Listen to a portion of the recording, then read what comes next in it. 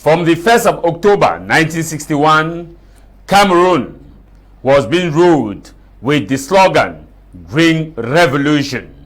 That was a policy instituted by the president of Cameroon, the first president of the Federal Republic of Cameroon, President Amadou Ahidjo. The policy of Green Revolution was centered on increasing food productivity and ensuring that all the different institutions have education of self-resilient or self-reliance. The education that the students, the pupils, all those being taught within institutions can be able to produce, and that agriculture was at its center. And that is why President Amadou Ahidjo invested heavily on road infrastructures and also institutions. He toured the nation back to back to ensure that his policies were being instituted. He constantly visited divisions, regions of Cameroon within his time as the president of Cameroon. And he pushed so hard for his vision of Green Revolution by sponsoring or ensuring that the state gives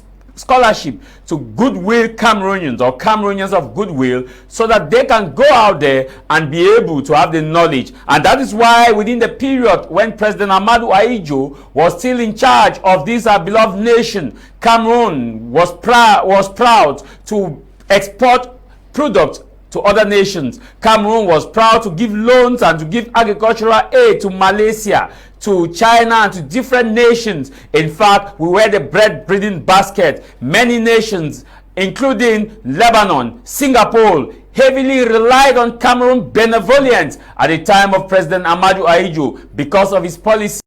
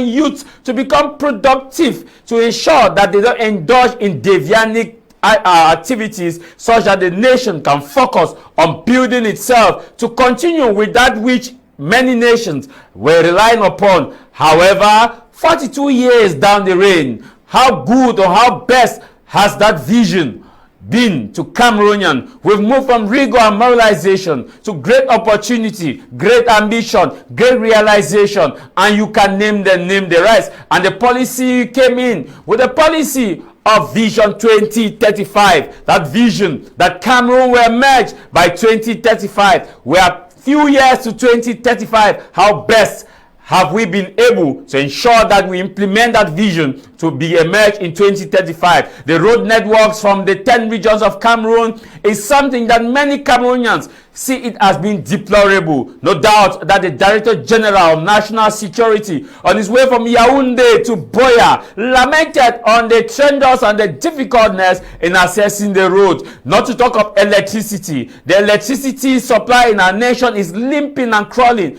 Despite the increased rate of the tariff, some Cameroonians in some villages still see it as they have to pray and pray and pray to God for God to answer their prayer before electricity is instituted in their village, which they will still have to pay for. Supply of water is a different ball game. Many villages, many towns are in dire need of potable drinking water. They are not asking water to do unorthodox things, water just to drink. If you move around our villages, you will have to pray and offer the angelus for the types of water that our beloved citizens are actually drinking. However, if you move to the aspect of insecurity or security, the issue about torture is now resurging as that of Longa Longa. And a recent video of police officers torturing a Cameroonian who was actually on the course of being arrested. He was actually beaten and tortured. The video is currently circulating on social media. When we look at the aspect of the economy, the common man cannot actually put food on his or her table. In fact, the take-home package of many Cameroonians cannot barely take them home. Cannot take them home. Some of them will have to trek before they reach their home. Looking at the rate of tariff, with all of these plethora of issues, we are 42 years counting. On the 6th of November, in just 3 days, President Biya will be celebrating his 42th anniversary as the president of our nation, commander-in-chief, number one sportman, number one guarantor and national uniter, as he will be celebrating how best have Cameroonians been led by President Paul Biya. How best are we living the reality of this vision of rigor and moralization? How much morality do we have with tribalism on the rise, corruption on the rise? This is House of Commons with me, Tah Mai Jarvis.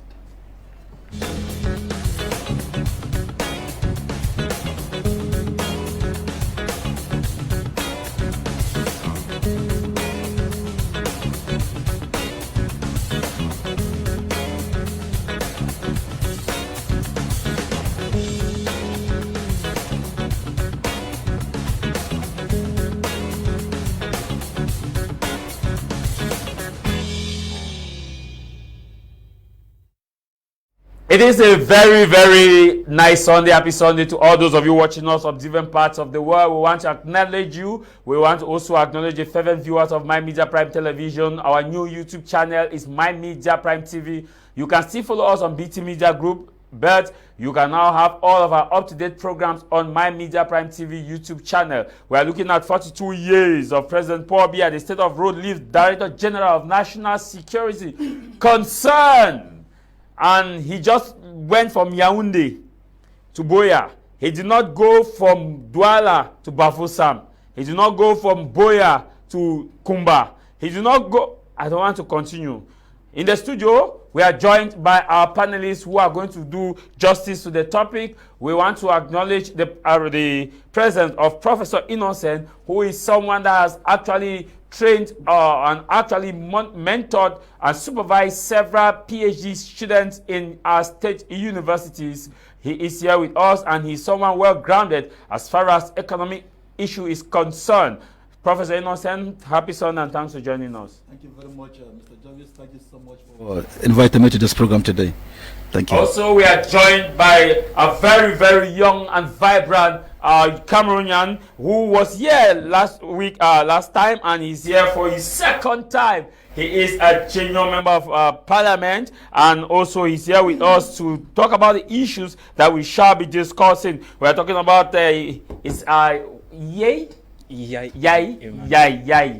Because I always, the name pronunciation is kind of difficult. Lyai.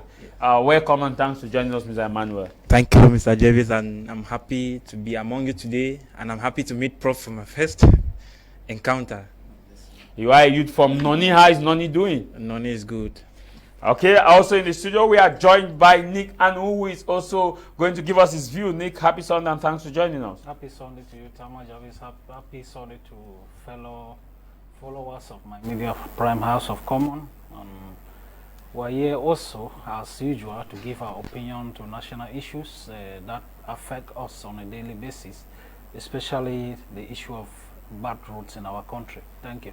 We are with the arrival of Fai Elvis Tayong, the kangaroo man, who is on his way. He just messaged me that he's around the studio due to the road network. According to his words, he is unable to reach on time, but that he will be here on time across Douala. Douala itself is not left out in the whole show. It's also an issue of cacophony. I'll begin with you, Prof. Many are now taking aim at the Director General of National Security. That why is he more concerned with the roads? And that identity card issue has not been resolved. That why is he putting his nose in the mouth of road, whereas his own issue about national identification card is still to be resolved?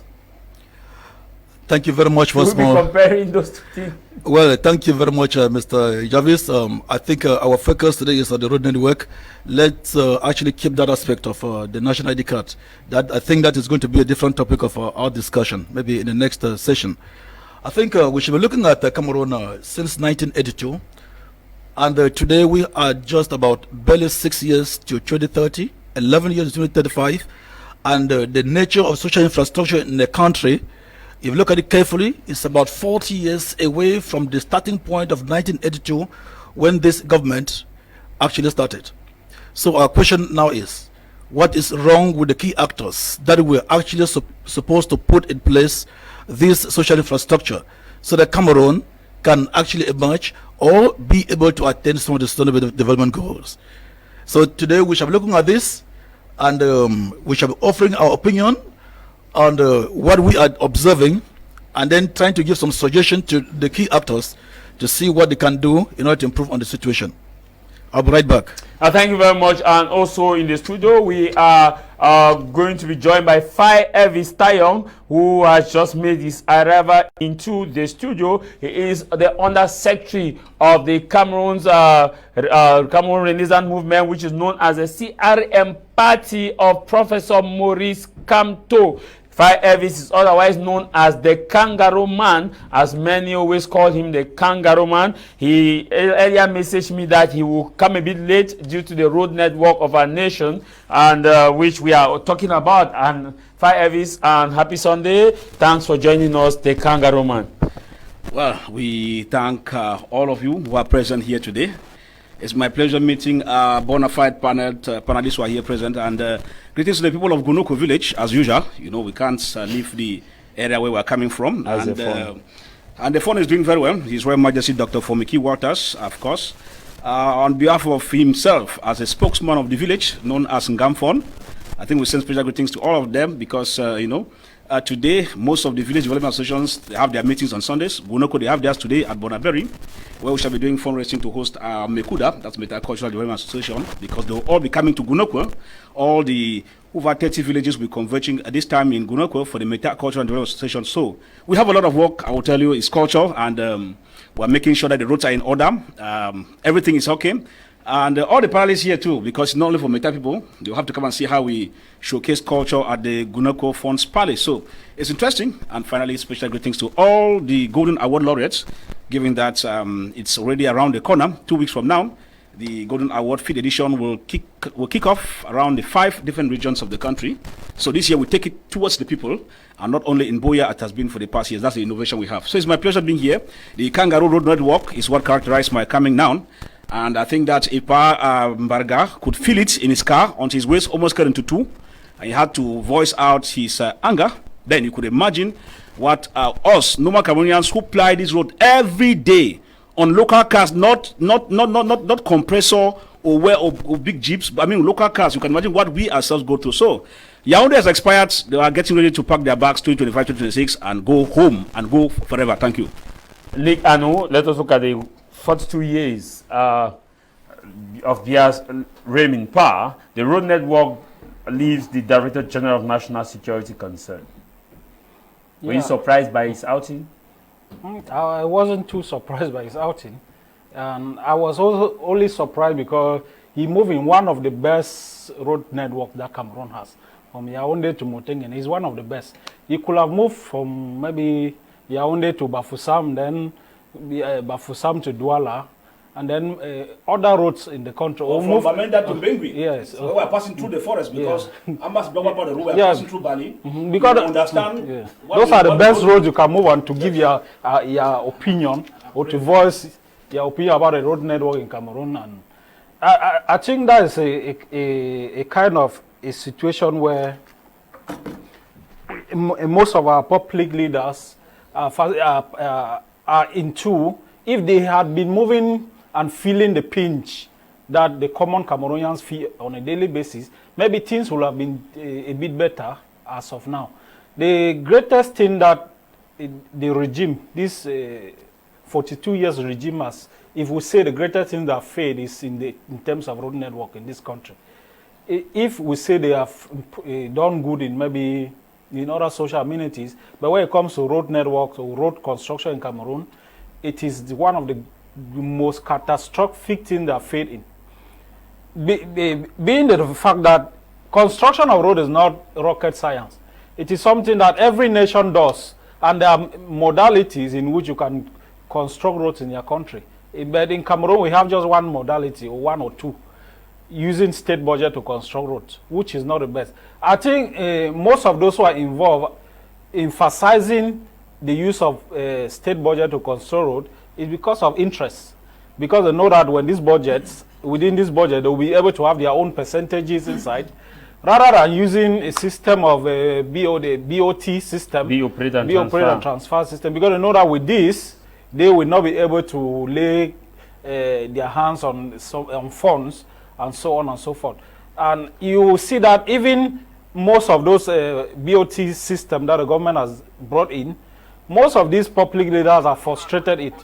I take, for example, the recent issue of toll gates. I did an investigation and I found out that this, if you notice, they are not functional because somebody somewhere who was in charge of all of this had to frustrate the process because they could not have their own percentages in all of these things.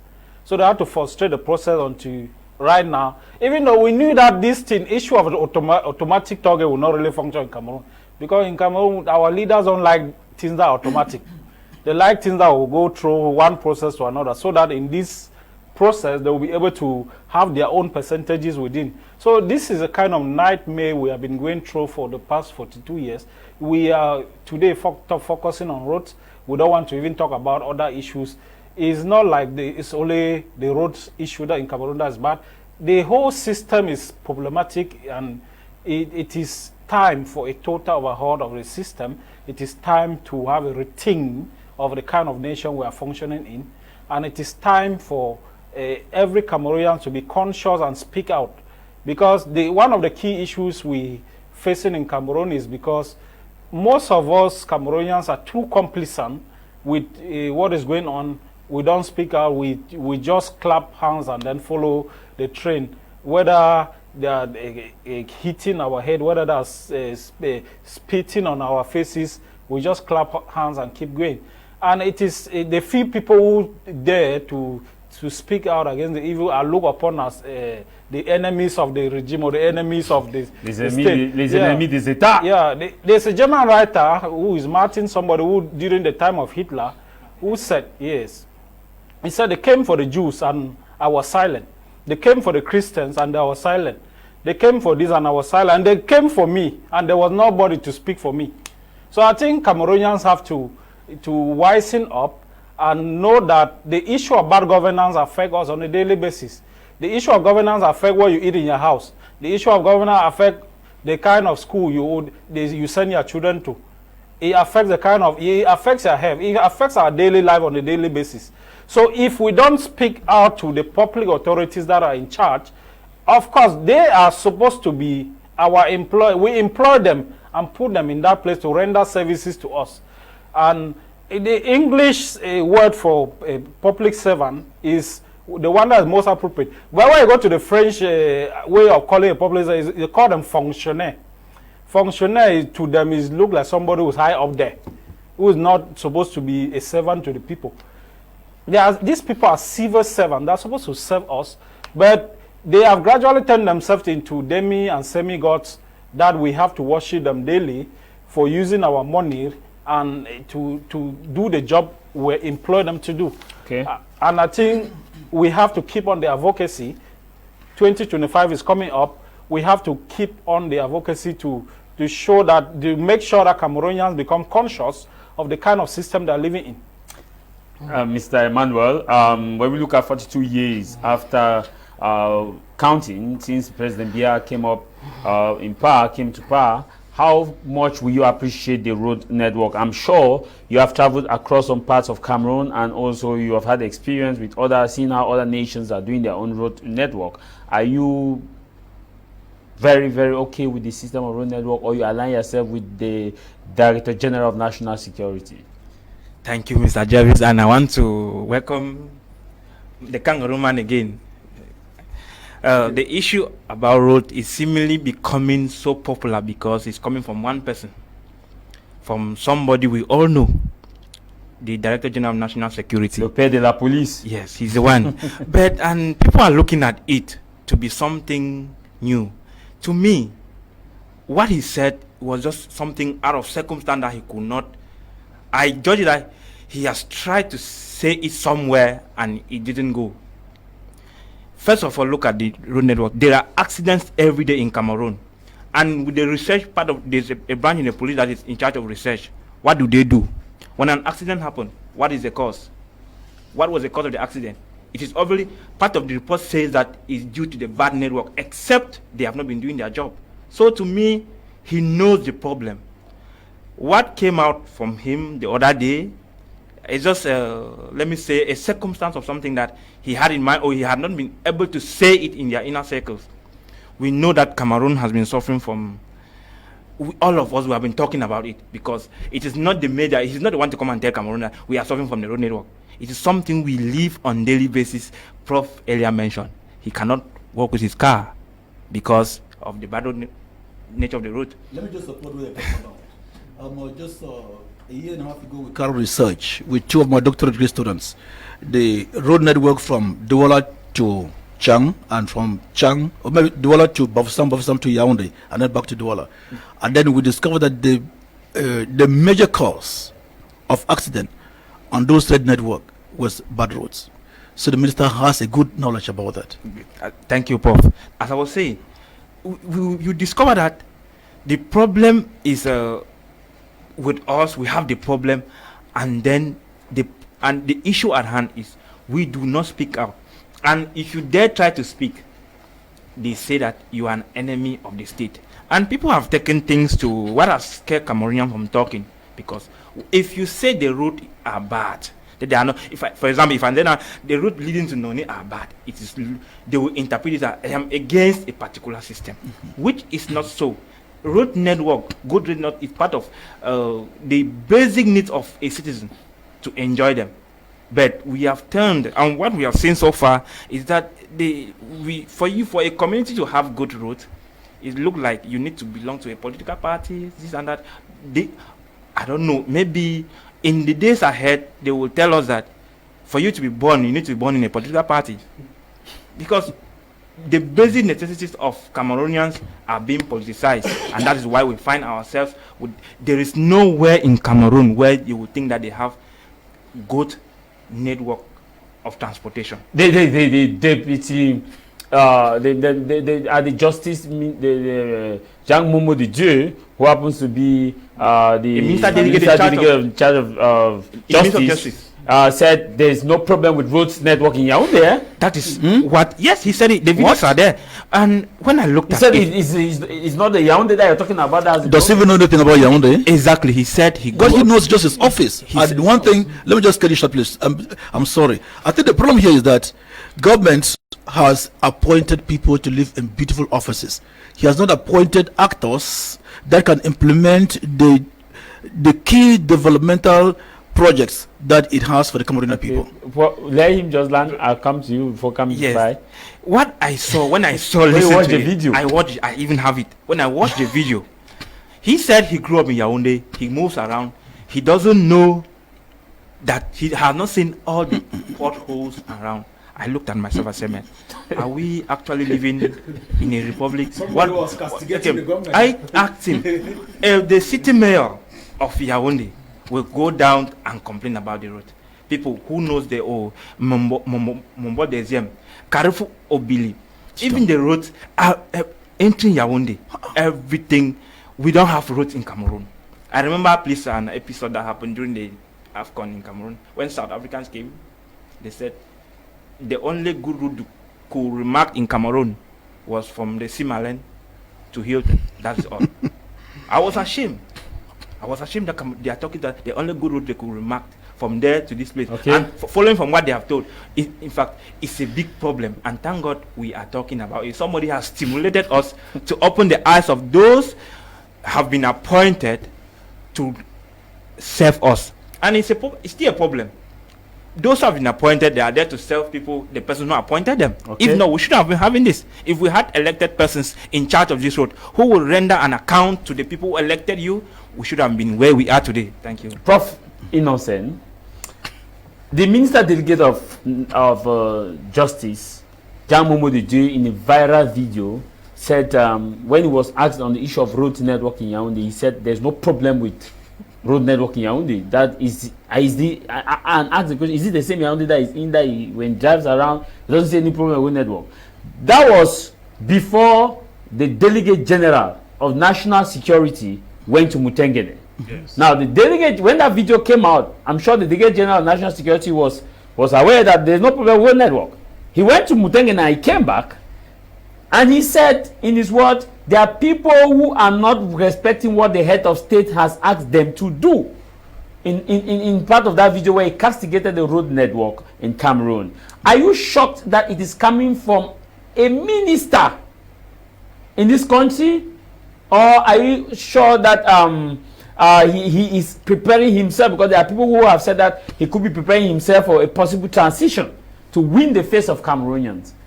Or is he facing the reality?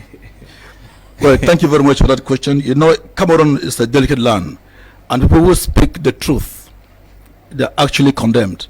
We saw the case of Longa, where we saw people under torture. There are other areas too that people may not even know, such as the airport in Mankon, Bamenda, and several cases too as well. So some people do not actually want to speak the truth, because they may be thinking that speaking the truth will cause them to lose one thing or the other. And so they want to always keep in line with the lies telling, so that they may have their jobs maintained. But then, please, let me just like to say something which is very important here. Cameroon has a very big problem. The government system of Cameroon has a very big problem. There's no control. There is lack of control. There is lack of evaluation. There is total lack of monitoring of all the projects that I have in this country here. A minister is appointed. He's in office for more than 15, 20 years. You do not know exactly what this minister has achieved over that period of time, but they are maintained. So the key question now is, what have they achieved over this period? If you might take the case of the Minister of Public Works, for example, I think that's is it Dr. Jumesi or who is that like that? Yeah. Well, people may want to condemn in a way, but if you go to the Western region, for example, you'll be happy. If you take the road network, maybe in the Western region, you'll be happy for that, within a short period that he had been in power. But our major problem now is that the other parts of the country are really terrible. I moved from here to Marwa. You will weep. It is not only the poor nature of water supply that you have in those parts of the country, but the road network is terrible. I moved from here to Nkongsamba to Bafusam to Bamenda. The road to Garwa is just horrible. It is just horrible. It is an abandoned part of this nation. We complain about yes. In fact, it is just horrible. At one time, we were asking ourselves, are they government officials from this part of the country? What are they doing? Who are they representing? What of the one in Bamenda? Bamenda is just horrible. I just returned from Bamenda. That was on Friday. Bamenda town is a forgotten area. It is not just like part of this country again. If you see Bamenda, the roads in Bamenda town, you compare them with the road network that you will have in the town of Marwa. The two are just the same.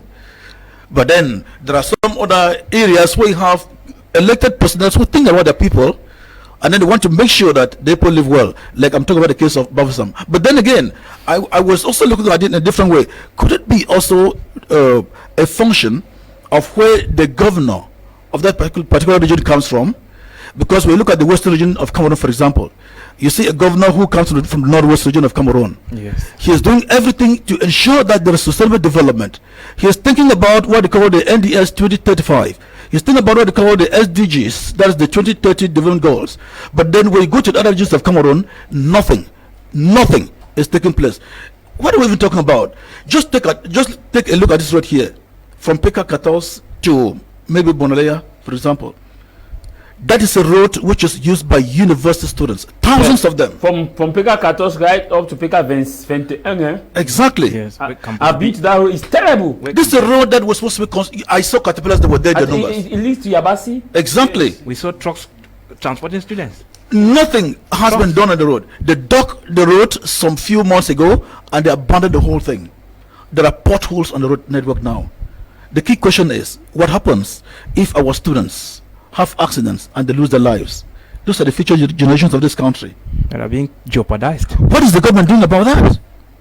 When they look at this poor developmental implementation, the poor implementation of these projects, for example, what is the head of state saying about this? What's the prime minister, for example, who is supposed to actually work in close collaboration, who's a younger person, for example, doing about these things here?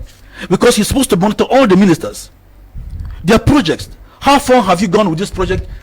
And then see exactly what this minister is supposed to be maintained or not. Has he been doing his job over the years? Okay. Thank you very much. Fire Vistayon.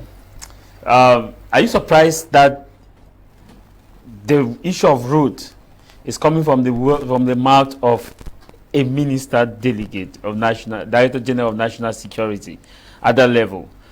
Now, there have also been many who have actually, some within the party, who have actually take aim at the Delegate General of National Security, stating that he's asking the issue of road network, has he produced the ID card of Cameroonians? So how do we reconcile this? Shouldn't we talk about the roads? And his supporters have also come to his aid and noting that they could deliver ID card, but there are no roads to come and deliver the ID card. Well, how did we find ourselves in this quagmire, which is get many just to laugh about it, but fail to look at the realities? Well, I think that we have a free society. People have the right to think the way they think and voice out themselves the way they think, even if after voicing out, you are not totally free, because you can voice out in another direction and you pay the price, as some of us have been paying. But we'll continue paying the price. We have enough energy for that. As I was saying, the main issue here is that for those who are castigating Pam Barangangele, I just think it's unfair. Because to be in a system and to start denouncing, it's just like in the issue of Professor Maurice Kamto. Many said as he had been minister delegate at the level of Minister of Justice, he partook in drawing the constitution and that. You can be in something. It is just like Dr. Damina Abel. He was in that system of tithes. Prosperity gospel. Now that he has realized himself and come out and kicking against, you cannot crucify him that no, he was first of all there. So there is room for repentance. And each time a human being brings out a point that works for the interest of the people, we should appreciate that. So all those who are kicking against Pam Barangangele, I am for him. In fact, if I meet him in Yaoundé, I'm just coming from there. He was a little bit busy. I will give him a bottle of champagne. Because while I'm coming now, work is going on at Carrefour Music now, as I'm talking.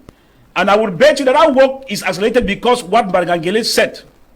That Carrefour Music has been the bone of contention, causing traffic congestion around Dobo, there in Bonaberi, right up to Nestle neighborhood. So I was surprised when I came there today, and the caterpillars are at work. I said, hey, why wait for cuts more? Now work don't start. Must we speak? No. Must some particular persons at high offices speak before things happen? All those who are throwing stones and Barangangele, yes, he has failed in the ID card. Have you gone far to find out why the ID card failed? Is it normal that in a country of this nature, you take their sensitive database, you give to a foreign company? People who are blowing grammar, do they know that it's a German firm that has the contract to produce ID cards? Whereas Cameroonians, IT experts are there, trained in these universities around here in Cameroon. It is like you train people at the public work school. When it comes to contract, you give it to Chinese, you give it to French companies, and then those who live from those public work schools, they come and they become laborers. I've never seen this kind of kangaroo system since I was born. It is operating in a lackadaisical manner where the whole system is confused. You know, they hear very well. All of you are confused. Those ministers who are blowing grammar, public works, for example, as we are talking here, we don't want to go into some kind of nitty-gritty, because if you go to the village of the ministers concerned in the West, it is town. It's good. I say it is perfect. When I cannot boast of Tah in Gudoko village, or even Bamenda Center. Even Bamenda Center itself, Meta Quarters neighborhood, going through that area, we have Mizingeng Junction, or like the Munyama 18 hotel. Munyama 18. What are we talking here? So because somebody sees something that is wrong, it is God who made his ways almost to cut into two, coming to Mutengene. If God did not make it that way, I'm sure Barangangele, who lives in Bastos, leaves only from there, goes to his office. If the Tico Airport was which is functional, a central region, that is where the governor's office is, and goes back. So he has not been feeling if the Tico Airport was functional, probably he wouldn't have actually experienced it. He would not have experienced it. You get the point? So God has a reason of exposing things. The ID cards delay, yes, but it does not mean that if the roads are bad, he has fought a good fight for us. Instead of Cameroonians taking advantage that no, a high-profile government official has spoken, thereby exposing government ministers who are not putting in place President Probia's agenda. Yeah, because there's a video in that video he said that there are people who are not putting in place what the head of state has actually asked them to do, and he quoted example the road. Yeah, and if you look at it, let me tell people, blow your government they want to blow. The things will happen, even if it's late. Because I said this road, this road here at Carrefour Music, we had never dreamt of that. I hear that even the one at my 18, that they tried filling it. Now media has done a lot. You people here have done a lot. While you have blown the grammar, now minister has helped us now to make it now louder. And so why do we throw stones at Pa? Pa is about 92. If he's complaining, he is not losing anything. If you like tomorrow, fire him. He has lived his life. So all those who are blowing this grammar like that, somebody is helping you. Because if you left to Pa, he will go back, he will not come to the next graduation ceremony. He has his money, he has his night cars, drivers and everything. Instead of us appreciating that somebody in the system is trying to fight our fight, I don't know how we reason sometimes. That's the problem, man. I don't understand. There's a problem here. We are not. You said that this morning you saw a caterpillar. I saw it was for. That's not the first time they've been coming there. Yeah. The problem is that we have very poor technicians. They take the money and then they disburse a minimal amount of money, just capable of making the road possible for about a week. You're right, that's not the first time. You're right. And let me tell you, there have been a time when somebody came here, went there, and he threw some strips of porcelain trying to arrange the road. The guy was arrested.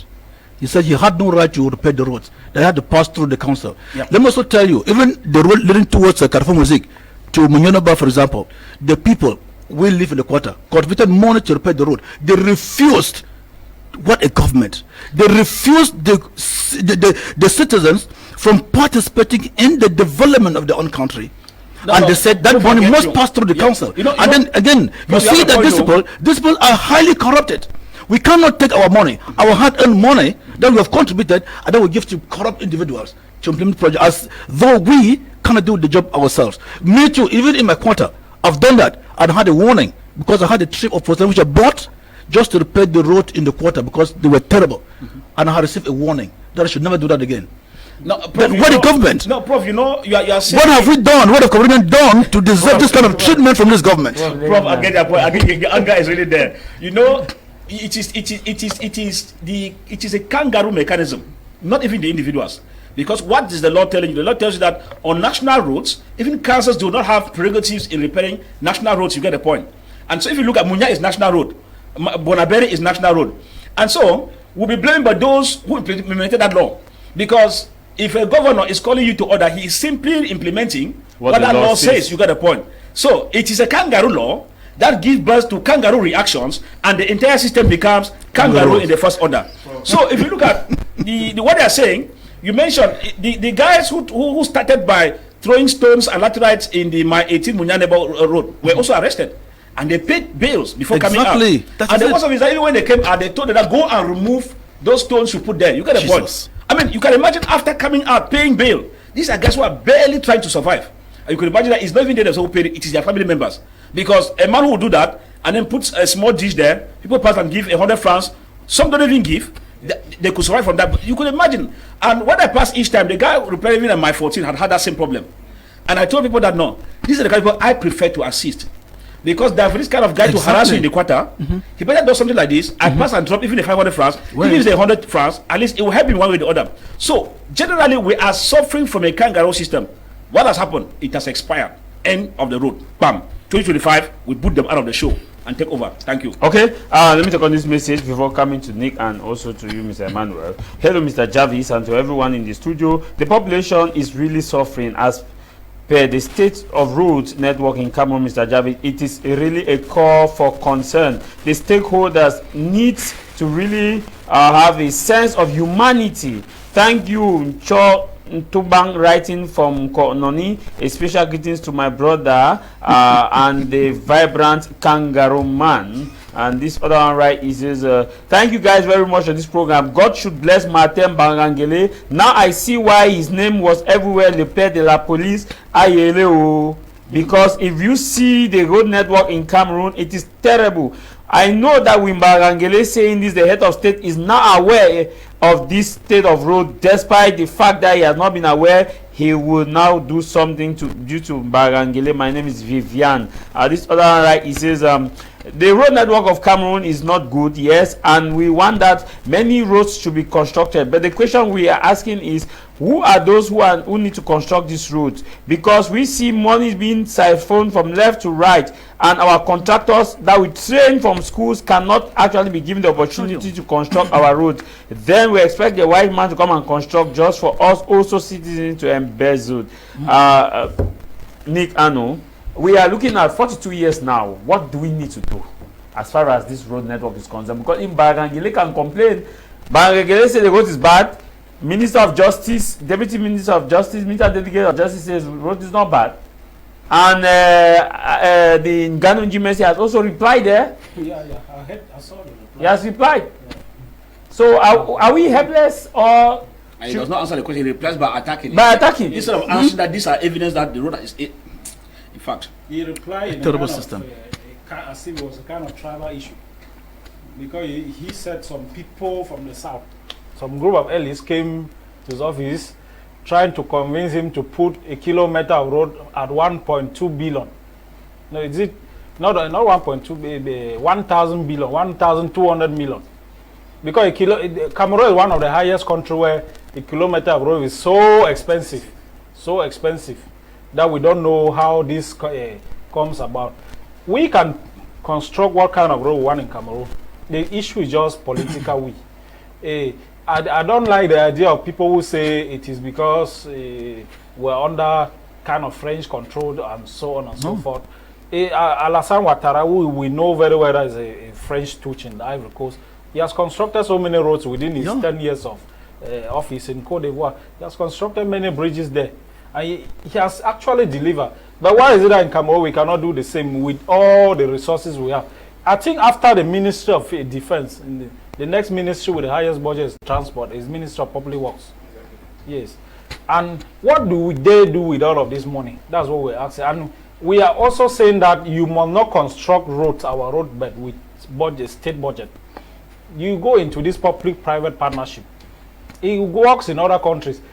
Other advanced countries don't only construct their roads by their taxes or by their own budget. They do all of these things to construct road. You construct a road, you operate their toll gates there for some time and recover your money and leave. That's what they do. But personal interest will not leave our leaders to do that, because they want to be involved in the contracts. They want to be involved in the indemnities when road passes through a village. The GO want to have a share in it. The mayor want to have a share in it. So because they know that if it is a private firm who is doing that, they will not be able to have all of access to all of these kickbacks and the rest. I think the only thing Cameroonians and our popular leader need is consciousness. They need to think about the next generation. There are countries that construct roads that last for 50, 100 years and they never go bad. And the issue that we in Cameroon have we have invented a lot of all types of road construction. Another one is pavement. Pavement, I don't even know the sustainability of that kind of way of constructing roads. They say it's pavement and then that's cheaper. Just because they don't want to do the right thing, they don't want to construct roads that will last forever. And it has a really direct effect on the tire. The tire, if you use pavement, if you move around Douala and see the vibration of the car too. Yes, and the vibration of the car. Even you yourself, when you are driving on a paved road, is only the vibration that it causes on your body is not that easy. And if you look around Douala and evaluate the kind of paved road they are constructed, they are nowhere to be to ride. There's nothing to ride home about them. Also, you will have an advantage now because the vibration also reduces high blood pressure. No. I think the only thing that our public servants we need to embrace the BOT system. Bill operate and transfer. And stop relying on state budget and to construct our road. With that, you can do. There are many ways we can galvanize funds to construct road in Cameroon. It's just that what we lack is political will. All I can say, it's not means. 42 years. 2 years. Political will. We keep singing our political will. When shall we say that? When shall we stop complaining about the issue of road network? Because when we look at the time of Aijo, I was not born. Yeah. I'm sure, but Prof, you were born at the time. I was Yeah, not, I was around not born. 1970s I was there. Yes, at least some of you grew up to directly live the legacy. Yes, because if you look at what we have read, me, I can talk about what I've read, and Exactly. people have spoken to. They said the road network of Aijo was better, and that even the Biya Tiko road, there are elements of that road that road has not been constructed since Aijo left. That there's always only been maintained Exactly. from one part of the road to another. Exactly. When shall we stop complaining about roads? Okay, thank you. We are going to stop if the various processes that has already been put in place. We are talking about decentralization, and I think that that is one of the things that, if effectively applied and implemented, we are going to have all these complaints led to rest, not perfectly. For example, in a community development, if there's a particular place or they see a need to construct a road, it is very easy for a particular community like Shinoni that is bracing up to come up.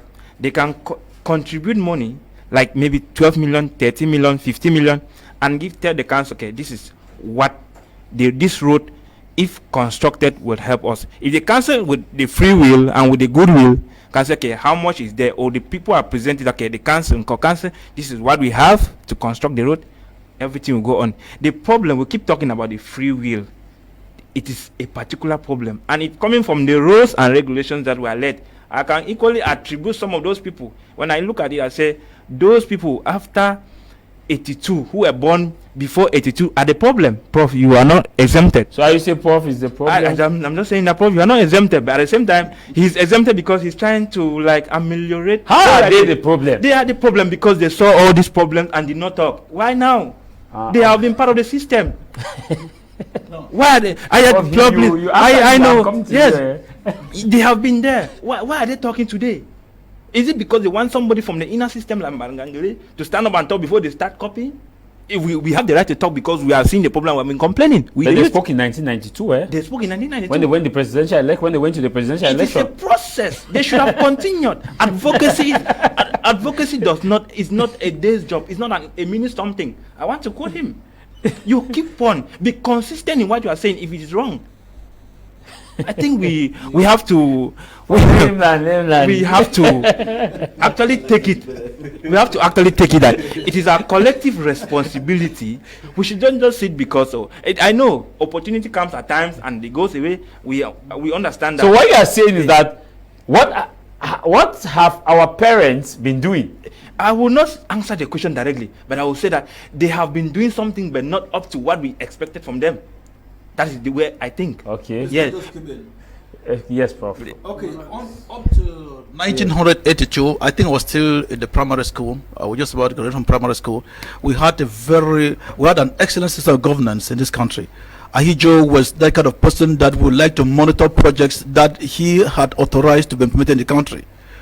After 1982, we had a terrible system, which is a kind of you just do anything that you want to do. But we were under Rigo Amorai. What happened to No, there's nothing. It is just this government is terrible. They preach what is excellent, but they practice the opposite of it. Look at even the law. The Cameroon law is one of the best in the world, but I want to assure that not up to 1% of the law is implemented. After 1982, everything that Ahijo put in place started falling apart. And then, they brought this idea of tyrannism. You try to open your mouth against something which is not good by the government, you'll be tortured. Do you know how Azongwara was tortured in Yaoundé before the GC board was accepted? People came up to see exactly what we fought for and what we achieved. Even Frundi, before he brought in democracy to this country here, it was a lot of torture. People died in Bamenda. Small children were shot. They came out, they didn't have guns, they didn't have even sticks. But the military was sent there to shoot and kill people. In 2008, When the head of state came out and proclaimed that if you want peace, you should pray for war. Do you know how many people were killed in Kumba? I left Korob National Park where I was doing my research. I was doing my doctoral research at Korob National Park. I spent 6 months there. When I came out, I saw my children who was working by the time in Kumba at Kosala. He showed drops of blood on the streets where people were shot just because of the fact that they wanted to oppose what was wrong about the government. The high cost of living. Yes. So you see, the thing is that the government, there's a kind of system put in place in such a way that if anything is going wrong in this country, you should not even oppose. Many people spoke overwhelmingly in 1992. I don't know why he's blaming you. I mean, we did that even at the time. I think I was in a call at the ENS Bamali at the time there. And we ran helter skelter because the military came there. You know, military, their job is to come, shoot, and kill, even when you do not have anything. People did everything. People voted. Votes were stolen and things like that. But then we had results that were treated the way they were treated, and we're where we are today. The military does not go somewhere. It is not war. If the military is going there, it's for just to frighten. It is no. No. Why should the military go? Why should the military go there? That is the question you were supposed to first of all ask yourself. That why, at what moment should the military come in in anything? That's the problem. But let's you have no experience that. I've said that they you have never experienced that. And the issue is why we should not be. He say why we should not blame their generations, because they have been trying and they have been using oppressive force against them, and he is giving instances where their people have been killed. And that thing is, I'm not supporting the oppression, but it is something very normal in progressive political systems. Okay, it's very normal, and you can trace the origin of politics and the origin of the society, the origin of the state. It's everywhere. We are even coming from the state of nature. Let me put it that way. Well, as we were saying concerning the road network, please. And there's something that the president has done, but the president, I was already trying to say what you were thinking, but I will not say it. The president, so it's not legal, but if Mr. Biya, Papa Biya has been doing that, if he was doing that, we would have had this issue. Like moving from one place to another. That's just one of the solutions that the leaders of our country. Yeah, because in you are talking about monitoring of the projects. Yeah, monitoring the project. And we say where he goes. You saw the development that entered Bamenda in 2010. Even Boya. Short-term development projects. When he went to Boya, when he came to Douala, and those roads that are being destroyed, the Marwa town that is being destroyed, we know when he went there for presidential campaign. Okay. Everything was being We'll be coming back to you. Good morning, Mr. Jarvis. It's Festus watching from the United Kingdom. I want to say that Cameroon have problems in all sectors. Talking about roads, I want to say that this is terrible that our roads are abandoned without maintenance. I am equally worried about the situation of health personnel with the current aptitude test confusion. God bless our fatherland, and our fatherland really needs prayer.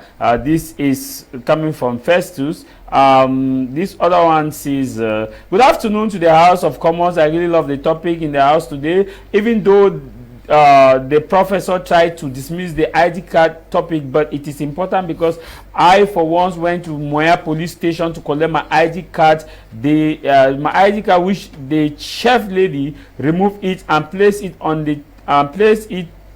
the table, then asked me to give 2,000, which I begged because I never had 2,000 at hand. She refused and take the ID card back inside. I am Fallon from Boya. Wow. That's corruption. Good afternoon to you all in the studio. I am happy and happy Sunday. Cameroon's administrators have problems that need spiritual deliverance. Isai Chiruma once said Cameroonians are unemployed because they are not well trained with the changing challenges in the world. Who is setting up the educational curriculum? Roads in Cameroon are completely damaged, and all the Minister of Public Works can say is he inherited a poor road from his predecessors. How long has Nganu Jimesi, the Minister of Public Works and other countries, used less than 5 years to construct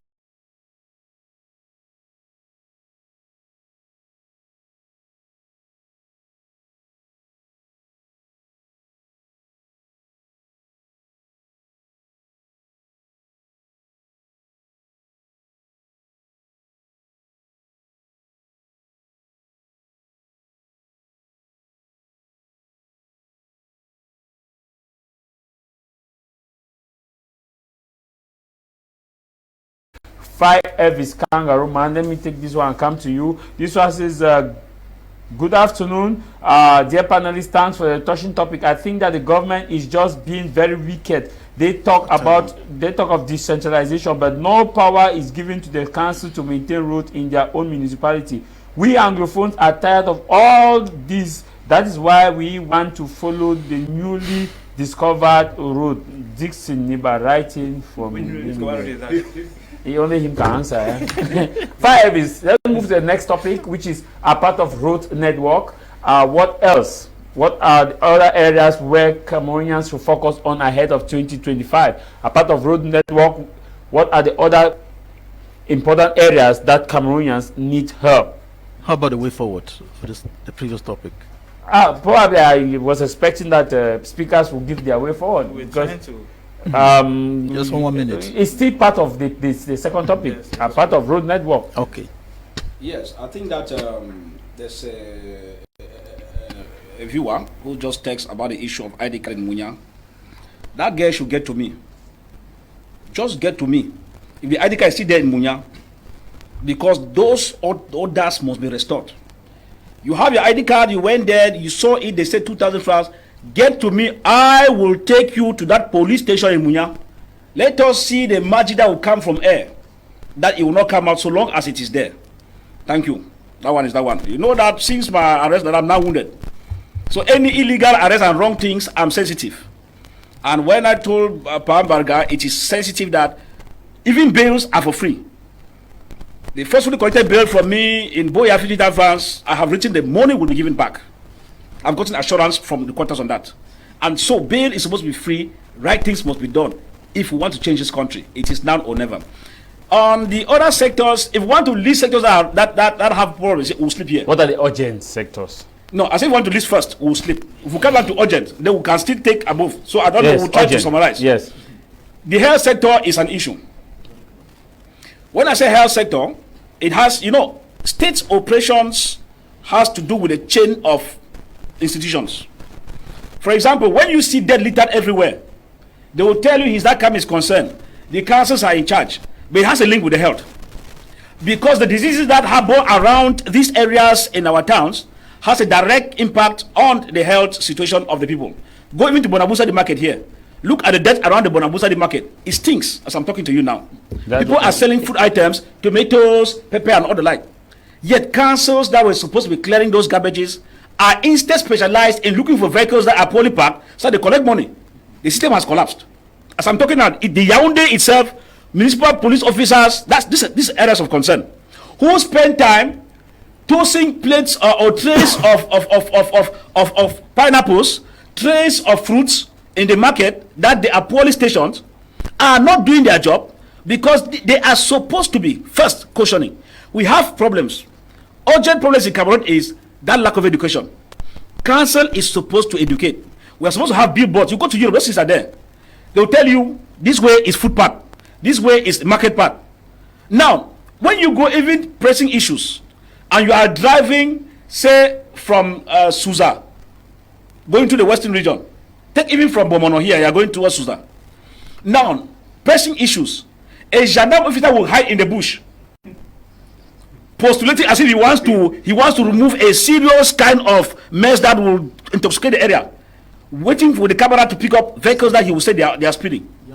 And at the same time, you don't have road indications that here, signs or road signs that here 20 kilometers per hour, here 30 kilometers per hour.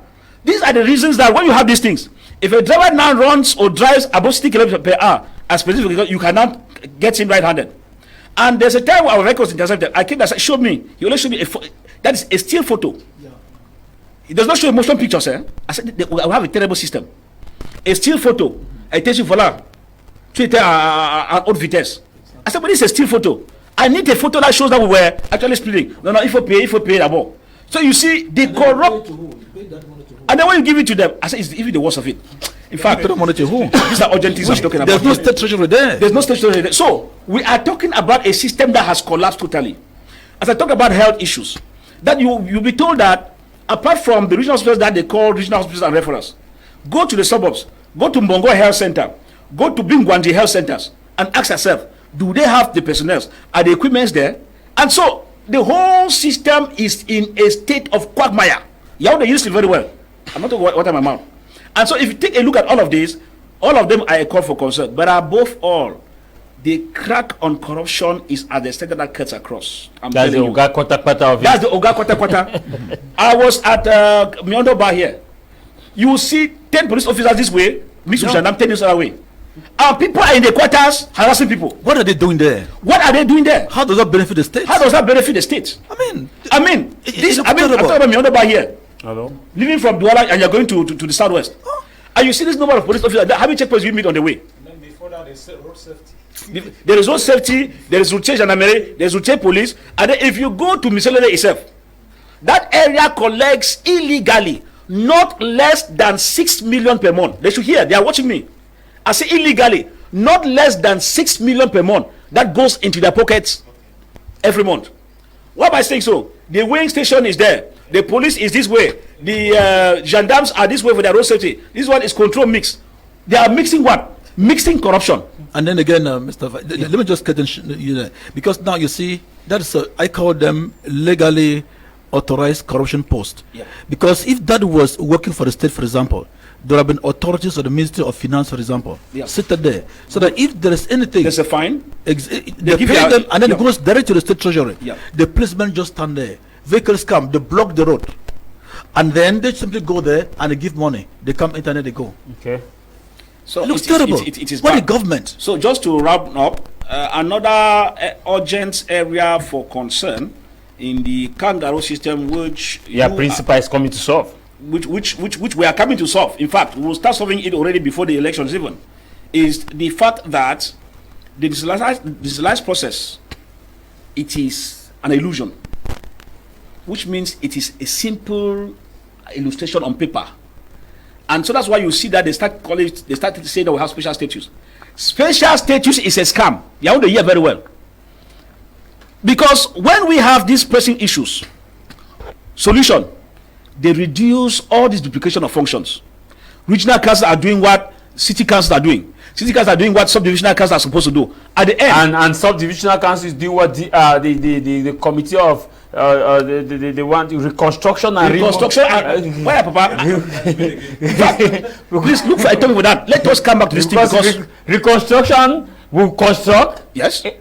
An area where the regional councillor is there, the area where the local council is there, an area which has also been allocated as a state budget for it to be done. So at the end of the day, who does what and where and how? That is why we are clamoring. All these 60-something ministers delegates is a waste of budget. Waste budget. Bring those things down to 10. Even the ministerial. We are supposed to have one Ministry of National Education. Yeah. That has higher inside, employment vocational training inside, exactly. Basic inside, secondary inside, yes, higher all inside, one package. They have some directors now who control. Excellent. You will not be having this wasted. In fact, we are confused. So the only thing is that any proposal we are giving you, we are only wasting time. Okay. Let 2025 just come. We unseal the people in 2G. We put the right things. I want to ask this plan. Where is the CP man? Please always bring them because I want to dialogue with them. Actually, Seed of November is coming. They'll start bringing ground very soon. I'm just coming from Yaoundé. Most of them, the ministers, offices were not functional. I'm sorry to say that. From Yaoundé. When I know this one, they have gone. I asked some of the guys about some party. Wouldn't they survive November ki arrive? Which people have left days before back to their regions to go and start canvassing wrong campaigns. And people are waiting with them in the office in Yaoundé. They are not there. Okay. And they're moving with we're coming back to the state money. Hello to the team in the studio. This is Kelvist Fu writing that Cameroon government doesn't mean any good to the citizens. Lecturers in Nigeria strike for the rehabilitation of schools in Nigeria, and it is done. And here in Cameroon, a class of 500 students in the university are allocated at Amphi 250 in Biya. Students lack seats to use and overcrowded. Kevin writing from Bamen. I'm sure I did a report when I was a student journalist in the University of Biya, where we saw that most of the amphitheaters 150 lacked. Most of the seats were no longer 150. They were either 120 or 110 or 100. Then you allocate a hall for students of at least 200 students in Amphi 150. You realize that is The 150 itself is not 150 because if you 150. count the total number of So the seats, shit already bad. already bad. But that was years ago. I don't know the situation now. Yeah, that was years ago. I actually was given a report. I went to 750. I counted all the seats to know which one were bad, and we discovered that was when we were doing a report on focus on UB. I don't know the state now. Somebody just notify us in Kumba that voters card in Kumba is a problem, that they go to register, they keep giving, when they register, they give them appointment as to when to come and collect their voters card. When they go, their voters card is not available, and that they have been going there, they keep having appointment. I'm sure the divisional delegate of Elekam in Kumba will actually solve your problem, but you should not be discouraged. January voters registration will be open again. That person with that voter issue should also get to me. What I will go to the Kumba myself. Okay, maybe Nick, before I come to you, Nick, what are the key priority areas apart of roads? To me, the key priority area for Cameroonians is the cost of living. The cost of living in Cameroon is something else. It is a kind of situation where most families now, they feed only on maybe 3 meals. They feed on bread, they feed on rice. Even rice is gradually becoming a meal for the rich now in Cameroon.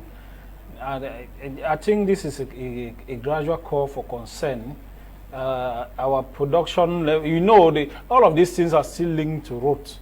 If we don't have national roads, we cannot even be talking about farm to market roads. And it is a call for concern to our mayors who are supposed to construct farm to market roads. Are they even there for my brother? You're even calling them. You're calling people who are absentee landlords. Are they who move with their offices in Yaoundé. So all of these things are affecting the cost of living in major cities in Cameroon, because farm to market, produce cannot be get from the farm to the market, and the little that gets to the market becomes very expensive for the common man to buy. I think this is a great call for concern. Even though everything in Cameroon is a call for concern, but we just lack which one to say. Everything is in coma in Cameroon. Is on every sector in Cameroon is on drip. Is on drip. Though, so it come 2025. I really think Cameroonians need to outlive their fear. They have to outlive their fear and embrace change. Because what the regime in place, they live by intimidation. They make sure they intimidate you to be afraid of, to make sure that there's nothing that can be done about that situation, and then to say the idea that they are doing the best. That has been their modus operandi over the years. I think Cameroonians have to be conscious of their political system where they live in and become more outspoken. If everybody speak out, there will be change. But if everybody think only about their individual interests, the issue of bad road is affecting all of us. If everyday family die, I don't think a day passes in Cameroon without a car having an accident due to bad roads. Every day these things happen, and it affects but all of us, the common man. It doesn't affect a CPDM militant nor a CRM militant. And it affects like you saw the issue of the road there. It doesn't know a political party. The road did not know the delegation of national security. Actually, I don't know. Yeah. Can you imagine? Cannot respect the delegation. That road is not serious. So all of these things are. I think like issue of roads, a village development association should be doing also something that I'm talking. For example, like in my village in Fontaine, we have been able to buy our own road construction equipment. We have bought caterpillars and we're buying. The prof just highlighted that they have been trying to fix their own road. Yeah, I'm saying that try it down. You understand the government. I'm saying that we have, as a development association, we have actually imposed like this in work in collaboration with the council. We don't give them the money. Actually, the development association manages the constructions of the roads and the rest. But we make the council to be aware that this is what we do. And I think because the major roads are link Chang, the divisional headquarters of the manual division, to Menji, the divisional headquarters of the BLM, is a nightmare. I think you leave Chang, you pay 20,000 on a bike. Yep. To carry you on a road that is just about 40-something kilometers. It's the same thing like Bamenda Wum now. It's the same thing Bamenda Wum. When you're riding on a bike on a normal, you don't ride you ride just for about 40-45 minutes on that road. to get to Changbe. Now you pay 20,000 francs. I'm talking out of it. It's a road that I walk there all the time, so I know what it is. So the earlies decided to maybe look for a deviation of the road because they refused us from repairing or from maintaining that divisional road. They said no, it is a property of the government. We cannot do anything. So we had to derive our own roads, and that's what the earlies are doing in order to maintain that particular road. Okay. And I think all of this initiative, if your father fail you, if you have a father who is a vagabond and takes all your money instead of sending you to school, you squander it on women, and you as a wise child, you have to look for a means to survive. And that's what Cameroonians should be thinking. Are you saying we have a... I'm not saying anything now. All of us are living it.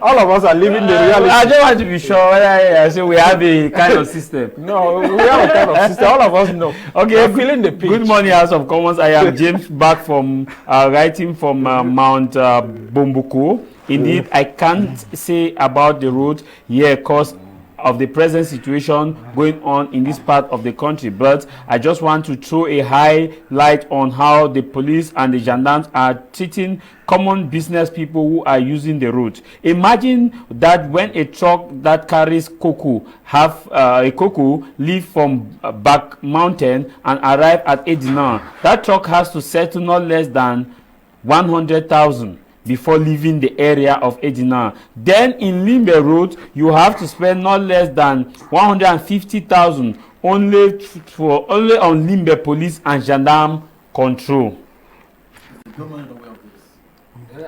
Matemba Angele is hearing you. Good afternoon, Jarvis and others in the studio. The pressing problem in Cameroon is supervision and auditing. Someone can't occupy a position for 10 years doing what he wants the way he wants. No other question. And this other one is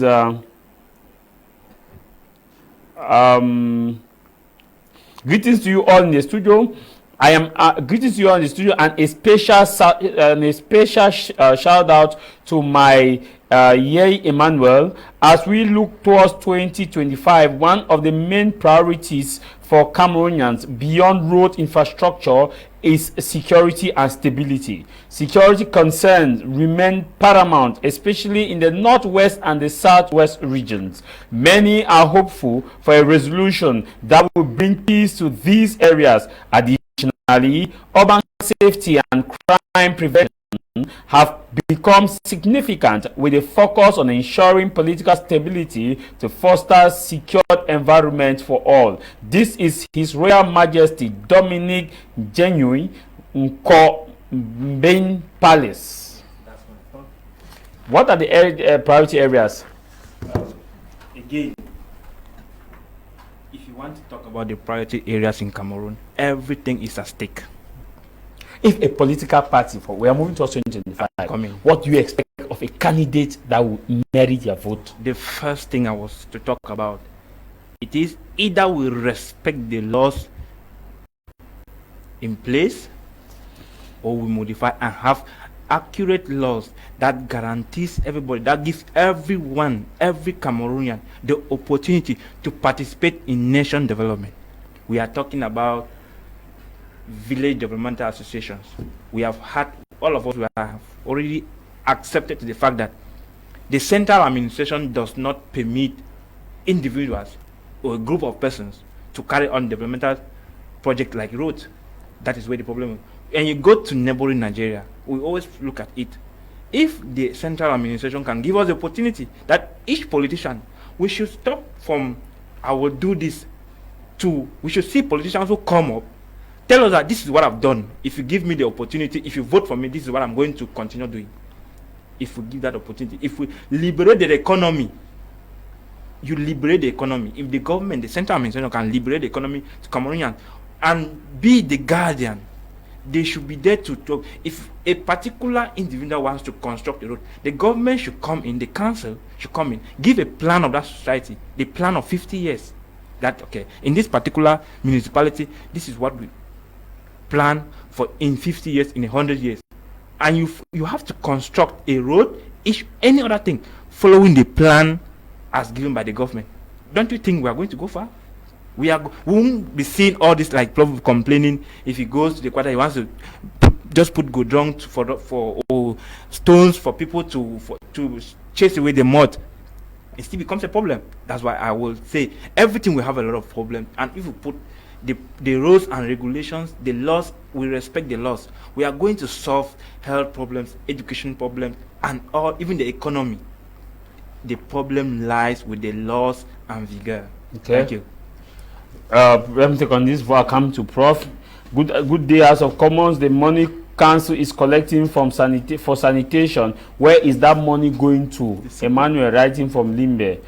This other says, good afternoon, panelists, especially the kangaroo man. Say, I have been enjoying your contributions for years now concerning our beloved nations, Cameroon. Keep it up, sir. With the consistency, we are solidly behind you. House of Commons, your programs are really opening the eyes of Cameroonians. Keep up until we'll have a change of this corrupt kangaroo system. Tebot from Mutengen. This one says, we need help in our economy. We also need school. The students are of tomorrow, but the place we learn is not good enough. Rena writing from Kumba. This one says, greetings to you, House of Commons, my brother kangaroo man, Mr. Elvis. This is Alan Cha from Womb talking about roads. Those who use the Womb have seen the Womb Bamenda road transform into a footpath. The cost of transportation from here to Bamenda is a nightmare for the common man. I don't know how long we would continue like this with all the elite we have from Nchupichem division. I wonder if government is aware that the bad nature of the Womb road linking the entire division of Nchupichem with the regional, which is a regional headquarter. This other line says, greetings to you all. Please, when we talk about our country, don't forget that Cameroon is a continent. In my own country, Bamenda, I can say that we don't yet have government. It's Babok from Bamenda. That when we talk about Cameroon is a continent. So in Prof, what are the priority areas that a candidate, because 5 is for CRM, that a party will pitch to you that you think that will merit your vote for 2025?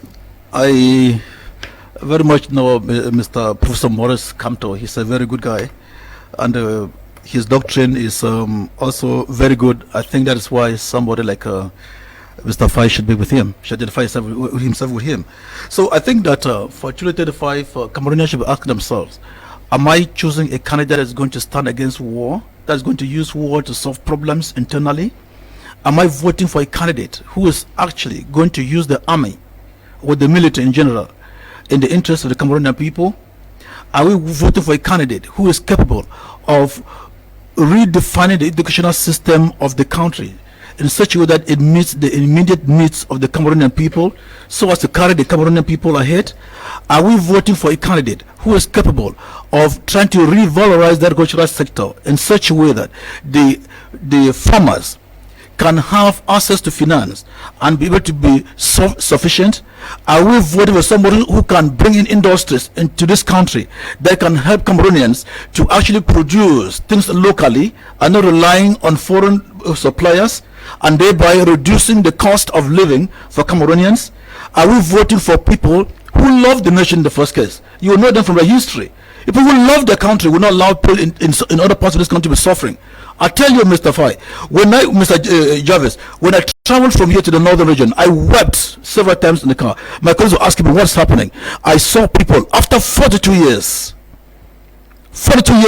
in power in the northern region, they were fetching water from the sun, dirty water, and drinking. That was horrible.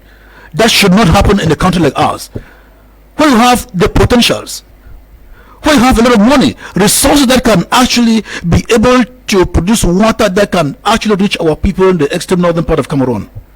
We want a government, we want a leader that will treat Cameroonians equally, not thinking that because you come from this place I have to give you preferential treatment.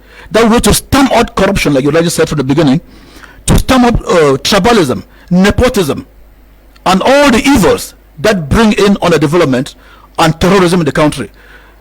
When you see people fighting, it's not because of terrorism. Terrorism is actually brought in by the government through poor policies. We shall also be looking at areas such as well, the military in particular, because we will have to actually look at people. Someone can be able to actually bring a degree of moralism in the military. We have people recruited into the military who are thieves.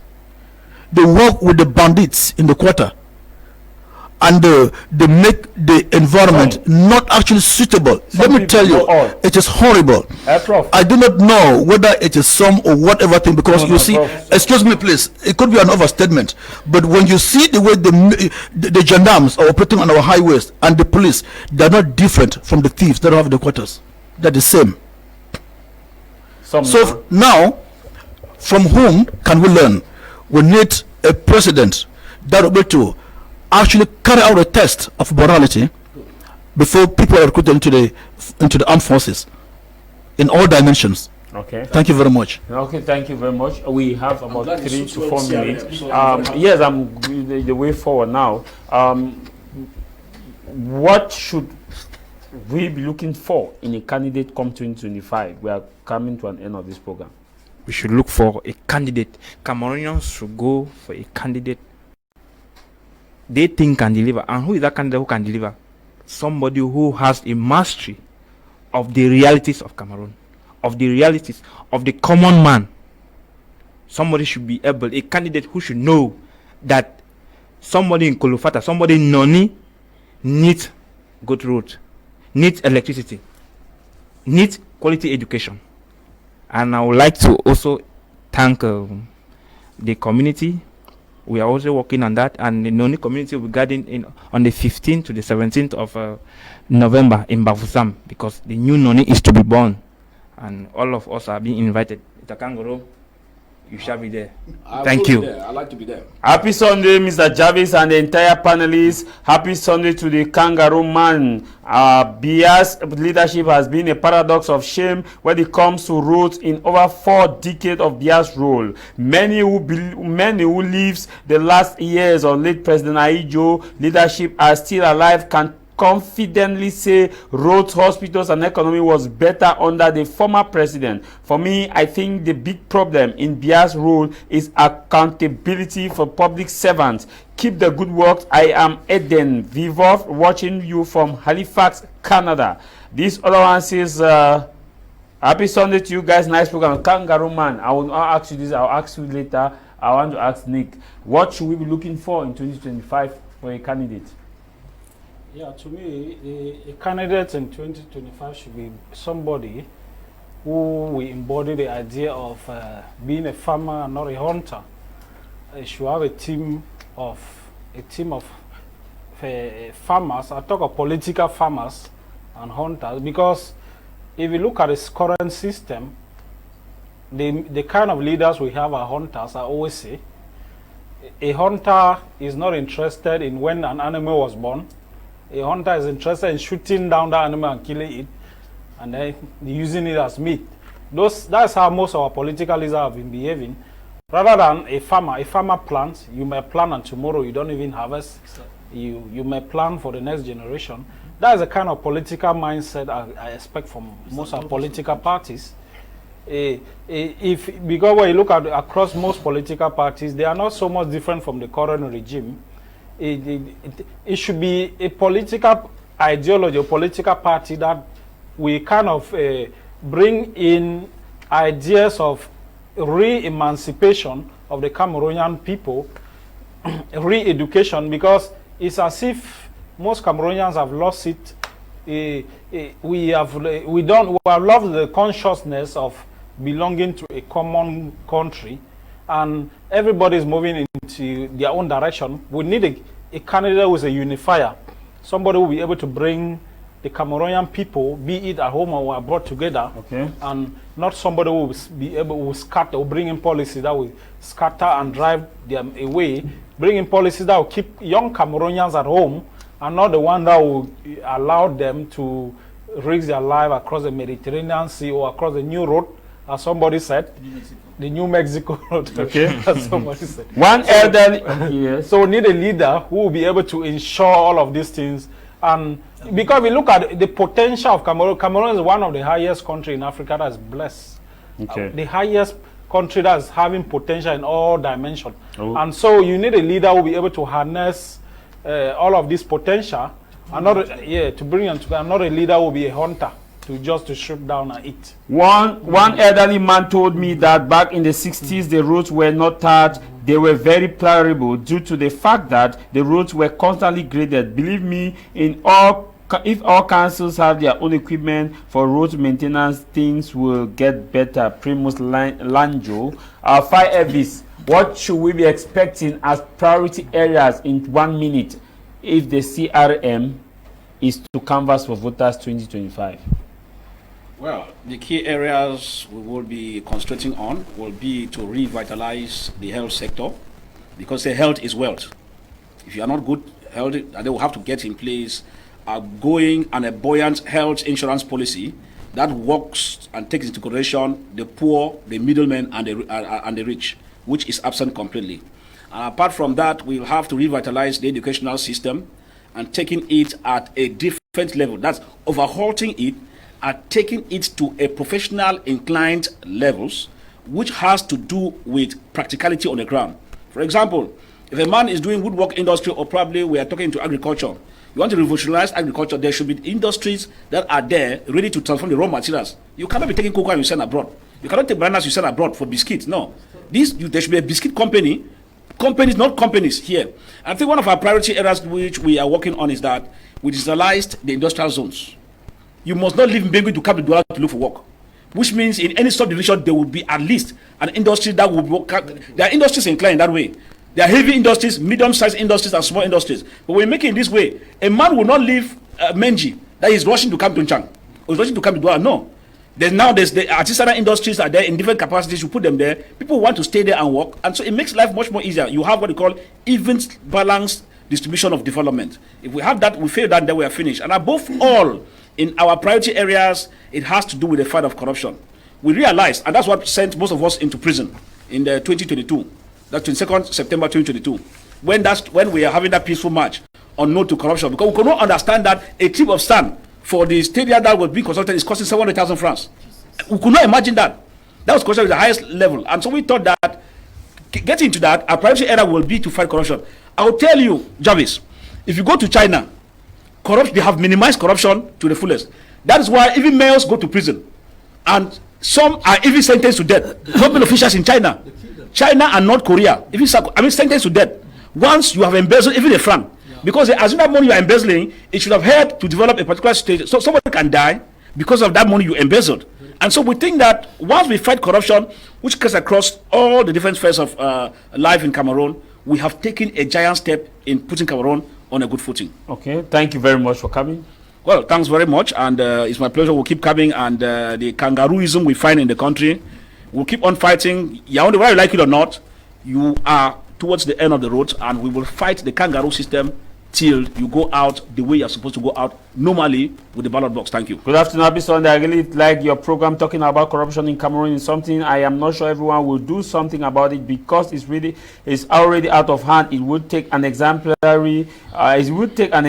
this man in Mutengene. If we take an example of this man in Mutengene claiming the land of more than half of the population, but the authorities who are to be there for the population is moved by things this man offers to them, so they can be on his side, so he can take all the land of the people. So I am asking myself the question, if actually the life of the population who can't stand for themselves really matters to the government of Cameroon, it is really heartbroken. The situation in Mutengene, where a particular person has come claiming you have been reporting that even in Douala now. Yes, we have that you stay in an area for over 60 years. 60 years. And that's why just come one morning and it's Buduzi places. He comes with gendarmes and police. And he say he has land title, he's putting that the whole. Prof, thank you very much for coming. Thank you very much, Mr. Jarvis. God bless you. Thank you. Of course, Mr. Emmanuel, thank you very much for coming. Thank you. You're welcome. And we hope to come again next time for other pressing issues. Yes, of course. Mr. Nick, thank you very much for coming. Thank you also for having me as usual. And we are going to come to do your baby shower some other time. Okay? Probably in December. Probably in December. I want to thank you, Desmond. Thank you, Elvis. Thank you, Alan, for production. I want to thank all those who took our time to participate on this program. This program comes every Sunday at exactly 12 to 1:30. Rebroadcast today, Sunday, 10:30. Follow us on YouTube, My Media Prime TV on our YouTube channel, or BT Media YouTube, and also you can follow us on our Facebook page. Until we meet again, no matter the matter, what matters is your matter, and what should matter for you is that you should stay out of trouble. My name is Tah Mai Jarvis on Cameroon's commercial capital, Feng Bujon Bange. Until we meet again, bye bye.